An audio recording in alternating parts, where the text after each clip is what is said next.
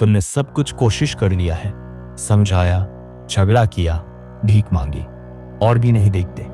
वो सोचते हैं तुम ही समस्या हो। ये हट नहीं है, ये चुनाव नहीं है। इसका एक स्पेसिफिक कारण है कि उनका दिमाग उनकी अपनी टॉक्सिसिटी को प्रोसेस नहीं कर सकता। और जब तुम समझ जाते हो कि क्यों, तुम्हें रियलाइज होता है कि तुम एक अर्चिप में है, ऐसे ट्रैप में फंस गए हो जिसका कोई रास्ता नहीं। मैं तुम्हें कुछ ऐसा बताने जा रहा हूं जो ज्यादातर मनोवैज्ञानिक सीधे नहीं कहते। टॉक्सिक लोग टूटे हुए नहीं होते, वो फंसे हुए होते हैं, अपने दिमाग के अंदर फंसे हुए। उनका दिमाग एक दीवार बना चुका है, एक अभेद्य दीवार जो उन्हें कभी भी उस नुकसान को देखने नहीं देती जो वो करते हैं। अपनी परिस्थिति के बारे में सोचो। तुम किसी के साथ हो जो तुम्हें चोट पहुंचाता है। जब तुम उन्हें बताते हो कि उन्होंने तुम्हें चोट पहुंचाई तो वो इनकार करते हैं कि यह हुआ, तुम्हें बहुत सेंसिटिव होने का दोष देते हैं, इसे जरूरी के रूप में जस्टिफाई करते हैं या बिल्कुल भूल जाते हैं। फिर वो यह फिर से करते हैं, वही पैटर्न, वही शब्द, वही दर्द। सवाल यह नहीं है वो बदलेंगे नहीं, क्यों? असली सवाल अंधकारमय है कि क्या उनका दिमाग वास्तव में देख सकता है कि वो क्या कर रहे हैं? जवाब है नहीं।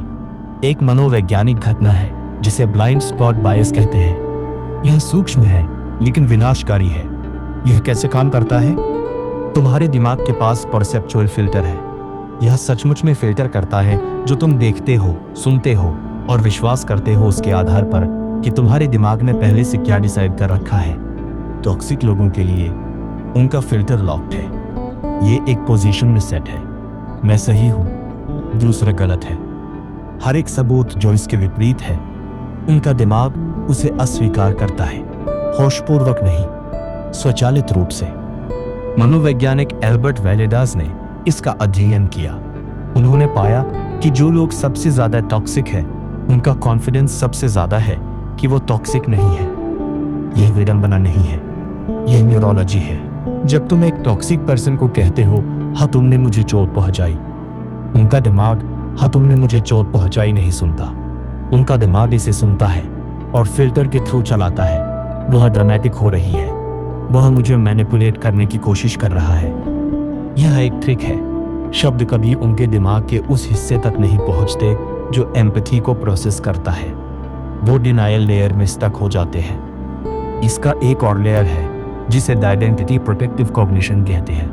मूल रूप से तुम्हारा दिमाग किसी भी जानकारी को अस्वीकार करेगा जो तुम्हारी कोर आइडेंटिटी को खतरे में डालती है।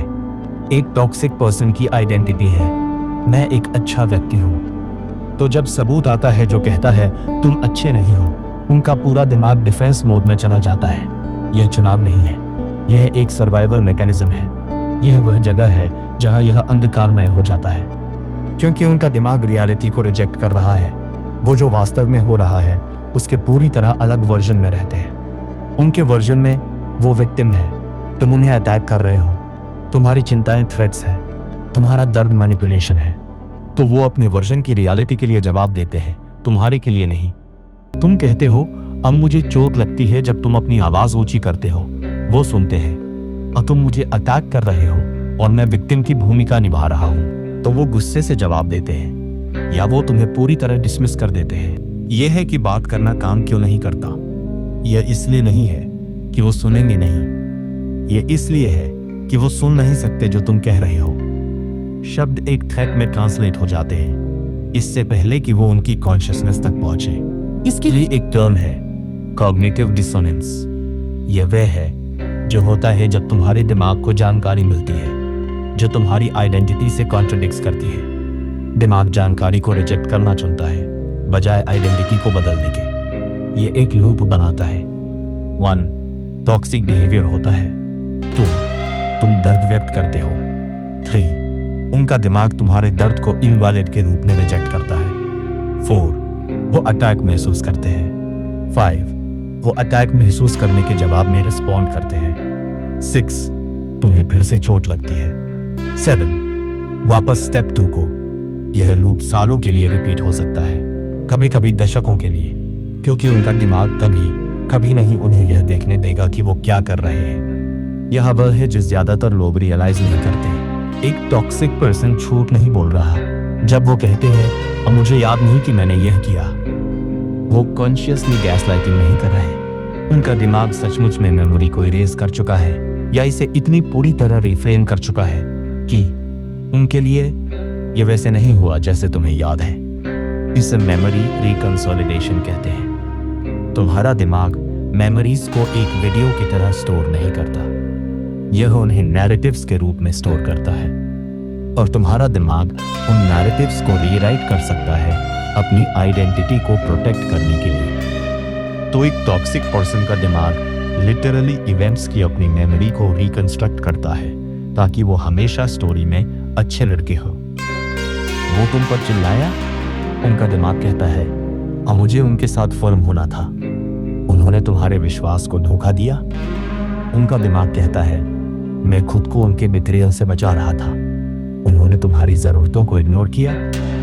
उनका दिमाग कहता है मैं बहुत ओवरवेल्म था किसी और पर फोकस करने के लिए।